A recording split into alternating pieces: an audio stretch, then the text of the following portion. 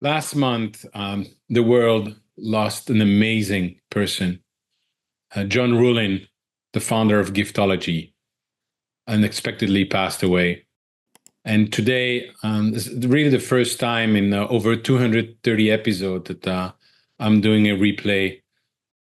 I want to do this for John. I want to do this because his legacy, what he created, the concept of Giftology, and everything he's saying in this podcast resonate a lot still today. And it's actually one of the podcasts that I'm always recommending to the people that I'm working with. So this was episode 108 in April 2022. I just want to replay this podcast with John Ruhlin in Giftology. Hello and welcome to a new episode of the Business of Meeting podcast. And today I have a legend that can talk to me. I'm so happy. He's absolutely phenomenal. I think there's two types of people in the world, those who knows him and those he knows. Ladies and gentlemen, the one and only John Ruhlin. How are you, my friend? Eric, I'm fantastic, man. Thank you for making me feel like $1 million. Well, I don't want to downgrade you from where you are. Oh man, you're too much. No, yeah, I'm for those who don't know that, I guess a lot of people. I'm talking about serendipity of life. So we're both member of EO. You came to speak at the EO conference in South Florida, and I was telling you how sad I was or frustrated I was with people that are only coming to you because they hope to get something out of you, and I was kind of frustrated with that. And then you told me, "Have you heard about MMT?" So next thing you know, you got me in touch with Jason Gaignard, and this is the most amazing community, thanks to you. And so I want to publicly acknowledge and thank you again for that. But most importantly, you came to speak about your journey, about giftology and what gets you there. And I think that's a very fascinating story. So if you don't mind, starting from what everything started, and what is your story? Yeah. Well, first off, Jason's fantastic. And I met Jason through EO. So it's funny how things come full circle. I mean, EO, I've been a member for 14 years. It's that, the books you read and the people you surround yourself is who you become. And obviously we both believe that and try to be very intentional. And Jason's a mutual friend, but his community is fantastic. My journey, I didn't grow up around the right people or wealthy people or country club people. I grew up on a farm milking goats in Ohio, middle of nowhere, town of 300 people. I grew up on 47 acres, really poor as a church mouse. And I wasn't poor like, third world poor, but I was poor like we didn't, I was on the free lunch program, if that tells you like the income level that we were at. So I learned very early on, if you want something, you got to go work for it. And I didn't like being poor. And so I was going to go make my mom proud and be a doctor. I went to undergrad, got straight A's all through school, was going to go to be a DO or a chiropractor. And my life changed because of a mentor, because of a relationship. So I'm dating this girl. Her dad is a rainmaking attorney, and he's radically generous. When you're poor, you see somebody generous, you're like, what is going on? Like, he would find deals on noodles, buy a semi-load. Everybody at church the next Sunday is getting cases of noodles. I'm like, Paul, that was like 30, 40 grand. Like, are you insane? And it wasn't tactical for him. It's just how he showed up. He showed up in uncommon ways for relationships. And I was like, I want to be Paul when I'm 60. I'm 20. I start mimicking him as I'm selling these crazy Cutco knives. I interned with Cutco to pay for med school. I had no desire to be at Cutco, but my fourth appointment, I pitched Paul, my girlfriend's dad, the most awkward conversation in the world. I'm horrible at sales. And I'm thinking maybe he'll have mercy on me. He buys a set for himself and his 3 unmarried daughters and dropped like $4 grand on knives. He's like, John, I want to help you hit your goals. What else? I don't know what else I could buy though. These things are awesome. So I pitched him a week later, second time pitching your girlfriend's dad, knives. I said, Paul, you're always giving things away to your clients, whatever else, their CEOs. Cutco makes like these $100, $200 pocket knives, handmade in the US, blah, blah, blah. Would you want to give those out? And he changed my life forever. He's like, I don't want to give away pocket knives. I want to give away paring knives. I'm like, why would you give somebody like $100, $200, like a kitchen tool? Like, that's weird, Paul. Like, these are all dudes. Like, I'm very, at the time, I'm country bumpkin chauvinist. Like, why would you give a bunch of, guys that are running $1 million, $1 billion companies lumber yards, home builders, those kind of things. And he said, John, the reason I have more referrals, access, deal flow, everything, it all comes down to relationships. And if you take care of the family in business, everything else takes care of itself. So that was the mind-blowing moment. It wasn't about the stupid knife, although to this day, we still do millions of dollars in the knives we own an agency, a done-for-you gifting agency. But I started to mimic that to different relationships. I would send, a couple knives, $300-$400 is a lot for a college kid to invest in a relationship. Yeah. Of like a CEO I'd want to get a meeting with, of like an insurance company, $200 million company. I mail it off out of my dorm room. I get the meeting. And the assistant was the one that called me. And I walk into this boardroom in the one suit I have on, scared to death. And the CEO comes in his 60s, Mr. Smith. He's like, are you the John Ruhlin that sent me the knives? I said, yes, sir. He's like, man, I thought you'd be like in your 50s, some seasoned sales executive. Like, I'm confused. Are you here to sell me knives? I'm like, no, sir. I'm here to help you in your top 10,000 or your top 1,000 sales reps love on your top 10,000 relationships. And his jaw hit the ground. He's like, you're good. So I walked out of there with a PO for 1,000 knife sets. And, long story short is, Cutco's worked with about 2 million sales reps over 70 years. And a lot of times people are like, John, I think this is a woo idea. Who cares? I'm like, out of 2 million sales reps in 7 years, we became the #1 distributor in the history of the company globally for Cutco by what we now call Gift.ology, which is not a gifting conversation. It's really a relationship building. Like if you want referrals, if you want deal flow, if you want retention of your employees, you have to love on them in a way that inspires them to want to advocate on your behalf, whether that's open doors and sell for you or stay on board and help you hit your goals. Like it comes down to how do you communicate and love on your relationships? And most people think they're a 7 out of 10 on relationship building, and they give tchotchkes with their logo on it or fruit baskets or the same stupid stuff everybody does. And so I learned from Paul early on, you got to go all in, show these relationships something. And if you do that, it comes back to you 100-fold. It's one of the best marketing, sales, referral tools on the planet. But it all started with these crazy Cutco knives and, goat milk and farm kid in desperation to pay for med school. You became a doctor? No, I dropped out of med school. I was like, you know what? I'll get my undergrad. That's good. And I don't want to go to school for another 8 years. I was going to go be a doctor because I wanted to make money. I didn't want to be poor. And I wanted to make my mom proud. So I was doing it for the wrong reasons, really. Like it wasn't, I like people, but I didn't necessarily like science that way. Now to this day, like I'm now into like biohacking and stuff. So I kind of comes full circle, right? Like some of the things that you're interested in at some level. But no, I mean, we now own consulting agency to teach people how to do this. We own, write books, speak on this all over the world. And then the core of our business is if you want to love on relationships at scale and do it thoughtfully, the handwritten notes, all the outsourcing of that, we take that on for whether it's solopreneurs or, Fortune 500 companies. And how do you send a love bomb to 200 people and have people cry and want to, be moved emotionally? That doesn't happen on accident by sending, swag and cases of wine and gift cards and trophies and silly stuff.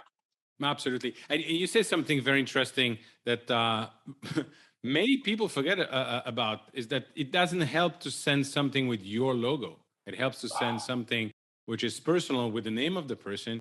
How did you discover that? Because quite frankly, John, you're amazing. You're very successful. You make it sound like it's easy, but it didn't come overnight. You're another example of this overnight success that took years in the building. So how did you discover that? I mean, a lot of it was just trial and error. Like I think, you would give somebody a gift and it had Giftology on it, like people would respond one way. And if you took the energy and effort and you're meeting with the CEO and you put his logo on it and his name, I learned because my first deal was with Paul, the attorney. He was giving it out like candy, but that was who he was. The next deal didn't come for another 12 months. So I sold people a ton of knives for their personal use, but I was striking out left and right on getting people. I thought everybody's going to buy knives as gifts. Like this is the best, gift, the best relationship building strategy. Like our return on relationships, 100x, that was stuff. Nobody cared. Because I was selling knives. But when they started to see, when I started to notice when they saw their logo on it, they could visualize, oh my gosh, they saw how they felt because it was personal to them. So the personalization was just as important as the thing. You can give a Rolex to somebody, but if you put dominoes on the Rolex watch, guess what? It's not a gift anymore. It's a promotional product. And so many people think they're gifting, but really what they're doing is they're doing transactional things. They're giving a gift after a referral. That's not a gift. That's an incentive. You don't get somebody to cry. You give them something after a referral. Somebody signs $1 million contract. Nobody's like crying. You give them something. You show up for a relationship just because you were thinking of them, and you personalize it to them. Not you put your logo on it. It's a manipulation to try to turn them into a billboard. And so I started to notice that there was a recipe. And like anything, you bake bread, you can get all the ingredients right, but if you miss one, like yeast, small, you don't get bread. If you decide to make lobster bisque from scratch, spend 12 hours boiling it and picking it from the shell. And as you're serving the lobster bisque, if the fly flies into it, guess what? Nobody cares you spent 12 hours on it. All they focus on is the fly or the hair in the soup. It's one little thing. But so many people will say, I did Gift.ology, John, to my employees, my clients, my part, whatever, it didn't work. And I'm like, did you follow the recipe? And they're like, well, we did Gift.ology-ish. And I'm like, you either follow the recipe or you don't. And if you want somebody, if you want to put $1 into this ATM machine and get $10 back out, there's a certain process. There's a certain system. And if you cut corners on it, which is what most people do, bigger companies are the worst at it, but even small companies are like, I don't have time to handwrite the notes. I don't have time to personalize and put the person's name on it. I don't have time to find out what the wife or husband's name is. And I'm like, that if you don't have time to do that, then don't expect to get, 1,000x return on it. Because it's the time, energy, and effort. It's not the thought that counts. That's an excuse to give a sucky gift. It's an excuse to do something mediocre and lame. It's the thoughtful thought. If you want somebody to be moved, to tears or to be inspired to open doors for you and become an unpaid sales rep, that does not happen on accident. That happens because you made them feel something that they can't unfeel.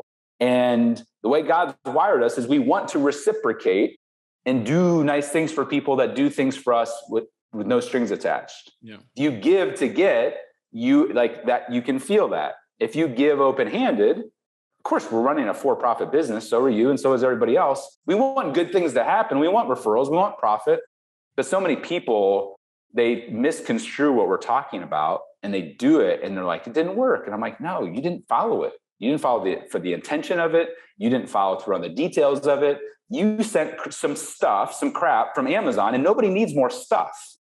No. We're all choking on all of our stuff. We're going to Goodwill in record numbers, getting rid of all of the crap, the trophies and paperweights and knickknacks and tchotchkes and swag. Like all of that ends up at the landfill or at Goodwill because we don't need more stuff. But that's why I use the word love bomb or artifact.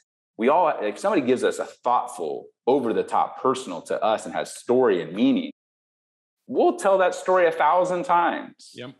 Like that, there's a difference, between a gift, a promotional item, swag, and an artifact or a love bomb. Absolutely. And similarly, thinking about that, when I had my corporate event company back then in Belgium, I was creating moments that people cannot duplicate. To your point, they tell about it. It's the stories. I wish you would be passionate when you speak about that, John. It's just I know, man. I get on my soapbox a little bit, but I think that gifting and generosity and love comes across in the business world of like this eat dog world of like it's woo woo, it's soft, it's weak, it's a check the box, it's a nice to. And if you look at the companies that are crushing it, like a Gary Vaynerchuk, he's all about kindness and love and like he's all about, his book, Jab, Jab, Jab, Right Hook is give, then ask. A guy just published a book recently, and I didn't realize he included us in a few dozen places in the book called Save Your Asks. He runs like a 400-person ad agency out of Atlanta. And, he's like, you should show up for somebody 10 to 20 times before you ask ever. Yeah. Most people don't even show up once or twice with anything of value, let alone 10 or 20 times. And so I think that people don't understand that the people that are really doing well and loving their business and life and relationships this is an underpinning. It's like, whether you're a CEO, whether you're a sales rep, whether you're in Africa, whether you're in Florida, like we all just want to be appreciated and loved and acknowledged. And like, we all crave that because that's the way God's wired us. And we just don't understand that like there is a methodology to this. And oh, by the way, Southwest Airlines, one of the most profitable airlines. What's their symbol? A heart, love. Starbucks, they're all about, they're not a cheap cup of coffee. They're not perfect. I don't agree with everything that they do politically or whatever else. But the companies that are leading with love and taking care of people and trying to put people first and actually not just talking about it, but actually freaking doing it, are oftentimes the ones that are performing over time at the highest level because they actually are putting their time, energy, and money where their mouth is. Chick-fil-A, great example. They perfect? No. But by gosh, they're running circles around McDonald's because they lead with love, care, attention with love, to detail, care, and purpose. I mean, they close on Sunday because it's their belief, and they don't go out of that. That's their and they purpose. destroy everybody on the day that most people go out for fast food or go out to eat the most. They're closed on because it's a Sabbath day, right? It's their holy day. Yeah. And most people that'd be like, committing Harry Carey. It's like a gifting company that won't allow you to send Christmas or holiday gifts. It's the dumbest thing in the world on paper, but if it's actually the best thing for the people or the company or the leaders, that's why we don't allow companies to send gifts at Christmas. Why? Because it's lighting $100, $1,000 bills on fire. Chick-fil-A, like, our people need rest. They need to go, whether they're a person of faith or not, they need time with their families.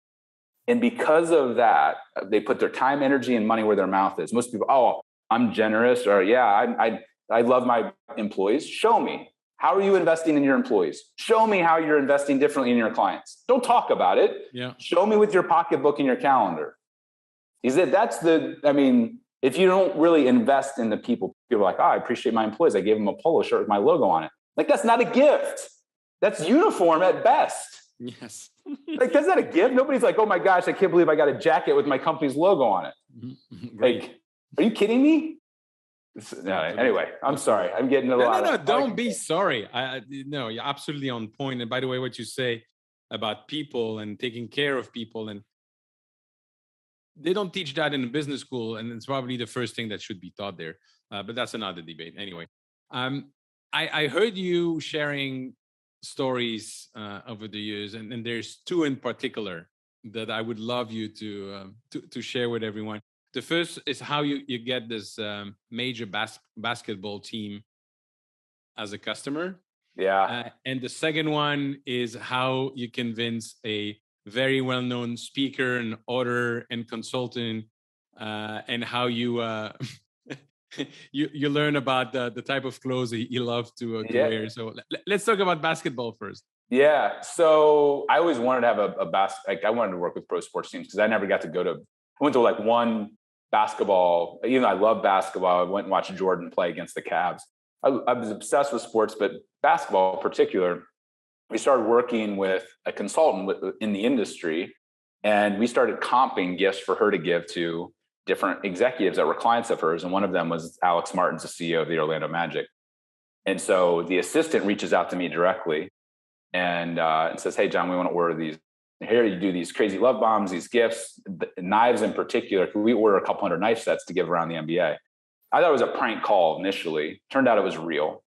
So like most people, they're ordering a lot of gifts from us, from our agency, to send out to all their relationships. So partners, sponsors, other executives. And so I start sending Alex. I built him like the full, $5,000 knife set for Alex and his wife. But because he's cutting the checks, right? He's the decision maker. That's how most people play the game when they're building relationships, is who's the real decision maker. They'll take them to Pebble Beach or Africa or whatever. Everybody else is left in the cold.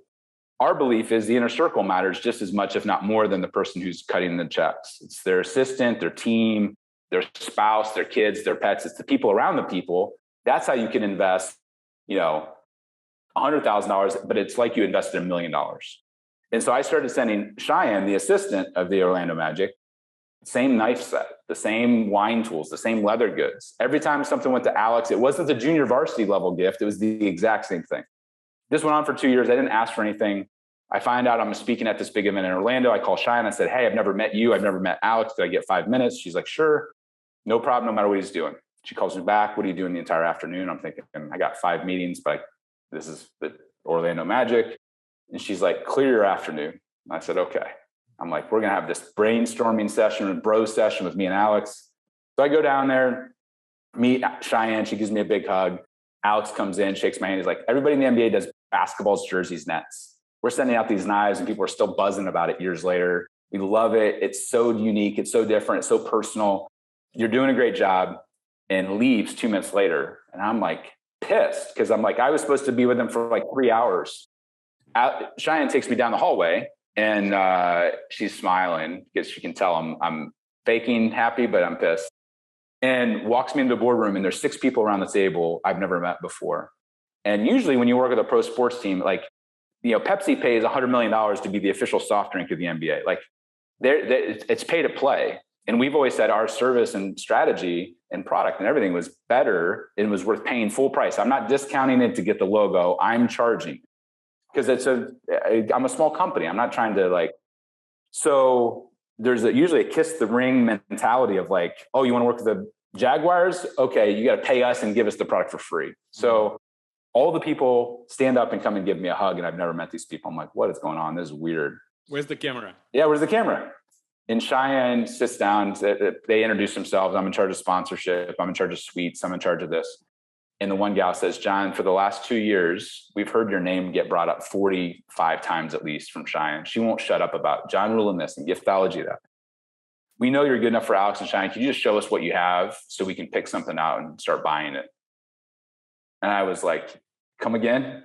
They're like, yeah, we just show us what you got. So we talked for 3 hours. We're talking back and forth all this stuff.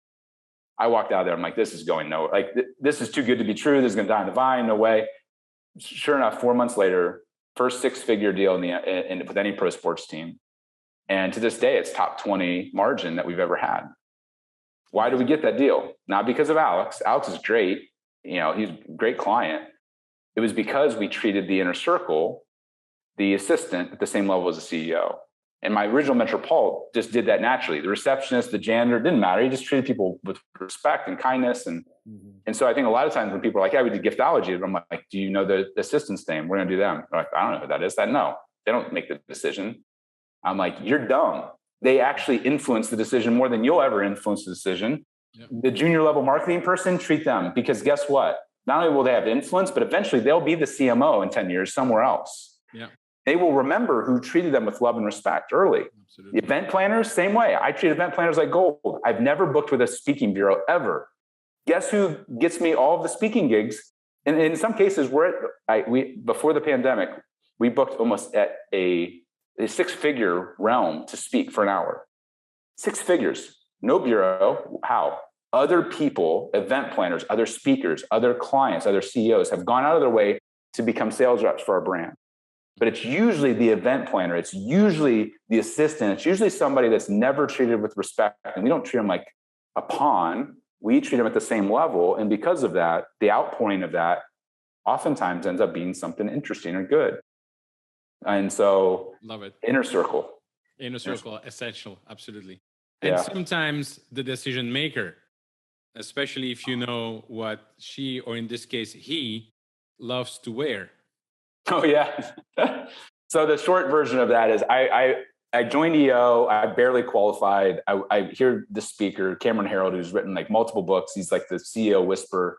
I hear him speak at an EO event, and I'm like, I want him not just as a client. I want him as a mentor, and I can't afford his like $20,000 a month coaching. I want him as a friend. I want him as a referral source. I just want to be in his galaxy. Yeah. So I invite him to dinner and a ball game when he's coming to Cleveland to speak, thinking we'll go to Morton's, we'll go to the Cavs game, lower level LeBron. This is like 14 years ago. His response was the most underwhelming response ever. I guess I'll go. I don't have anything else going on. But in my head, I'm like, oh my gosh, Cameron goes on 100 of these. A, he doesn't like basketball. B, he goes to 100 dinners. Everybody's whining and dining him all the time. Dinner, ball game, round of golf, who cares? Everybody does the same playbook when they're relationship building, and it's just noise. It's not wrong, but it's table stakes stuff.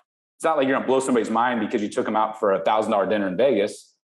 Everybody does that. Everybody takes people to Pebble Beach, or everybody does the typical dog and pony show. That's why I love your once in a lifetime experiences. If you're gonna do an experience, do it at a once in a lifetime level so that they can't even go buy it. And now they're gonna tell that story for the next 20 years. We do the same thing on the physical side. So I'm like, okay, Cameron obviously could care less about the basketball game. What's he going to do when he's in town? So I'm like, Cameron, what are you going to do while you're in town? And he said, probably go shopping. And I'm like, this is my angle. I said, where are you going to shop at? And he said, I'm from Canada. There's not a ton of Brooks Brothers in Canada. I'm going to go there. I love Brooks Brothers. And so on the spot, I'm thinking, this is my angle. I said, I'm a Jose Bank guy. What's your shirt size? I want to send you a shirt. And you could tell he takes a step back. Like, this guy got a man crush on me. Like, weird question to ask another man within 2 minutes of meeting. Like, what's your shirt size? Right. Yeah, but Cameron was kind, kind of that aw shucks Canadian charm. He's like, he told me.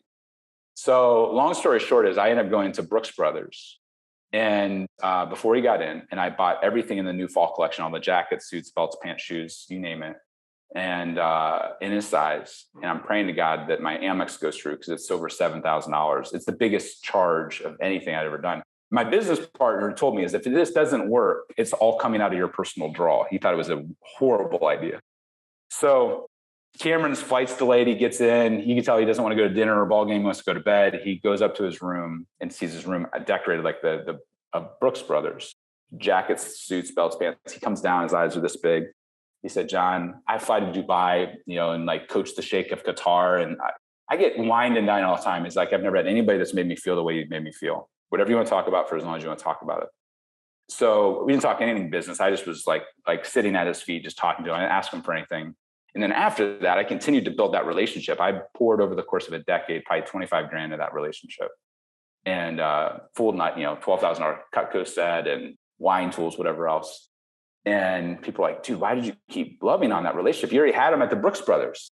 And I said, when you show up for a relationship repetitively, consistently, over and over again, not because you had to, but because you wanted to, that's where the relationship really flourishes. And you take somebody from being passively loyal to being actively loyal. So if I wanted to get Cameron as a sales rep for a year, it cost me $2 million and he'd still say no.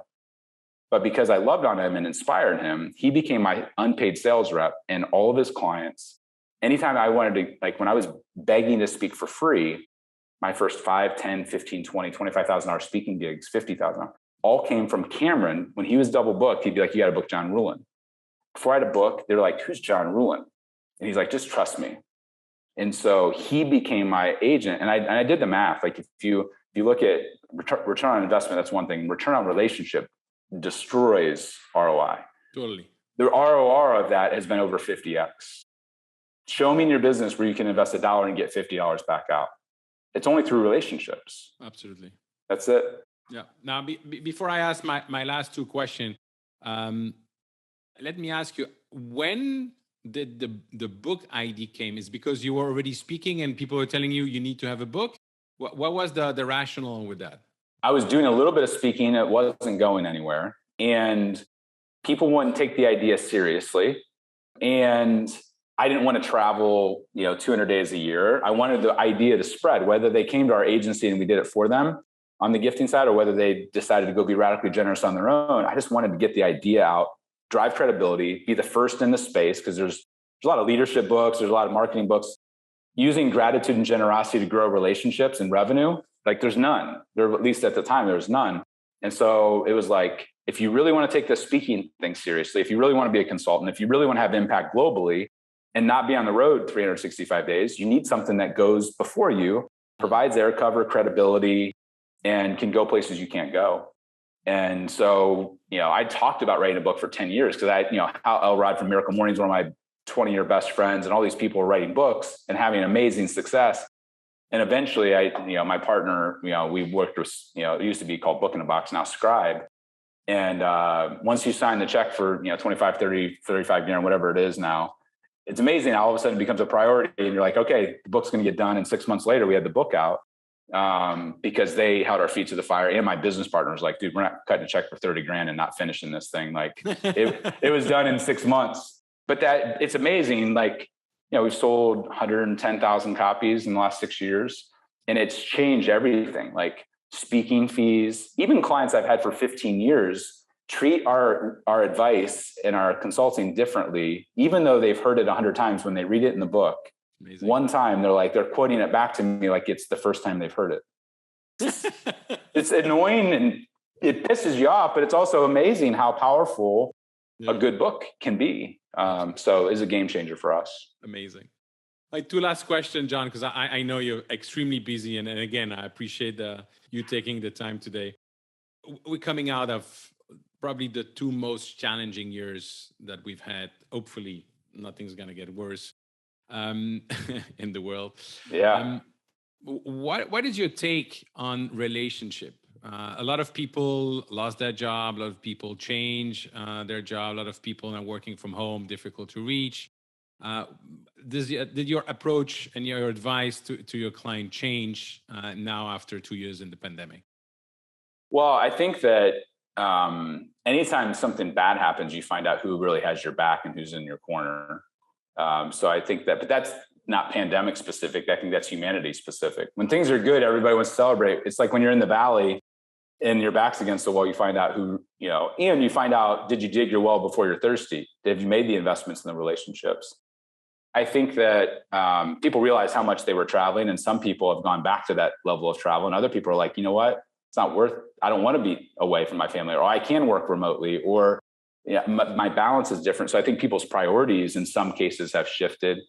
But I at a core level, like humans are humans. Yeah, some of our habits and behaviors change a little bit, but a lot of it, like Peloton's a great example. Like everybody thought, oh, everybody's going to work at home or work out at home and never go back to the gym. But as humans, we crave connection. We crave being physical. And yes, sometimes I would much rather do a virtual than travel and be away from my family, but I still enjoy once or twice a month going and being on a big stage and shaking hands and signing books and whatever else.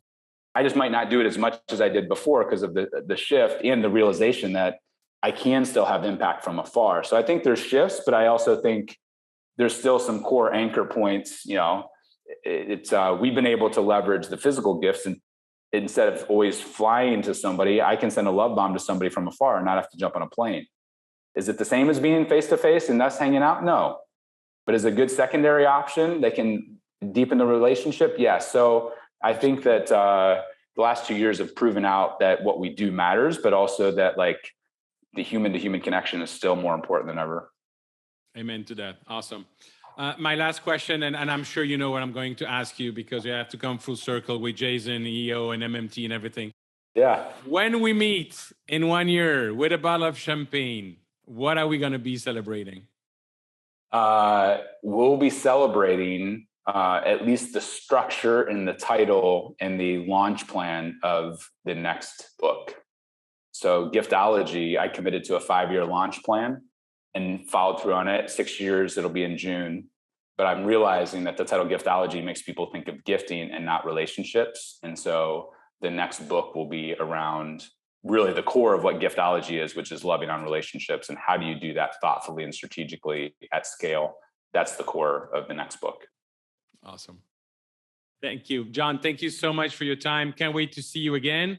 And again, thank you for everything you're doing and for taking the time sharing those insights. It's always inspiring and a lot of energy, energizing listening to you.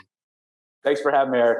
Thank you, John, for everything you gave us, for all those amazing ideas, for thinking long-term, for redefining what friendship is and long-term relationship with people. Ladies and gentlemen, this was John Ruhlin. And as usual, if you want to connect with me, please do so on LinkedIn, or you can go to the website eventbusinessformula.com, where you will find a lot of resources. Thank you.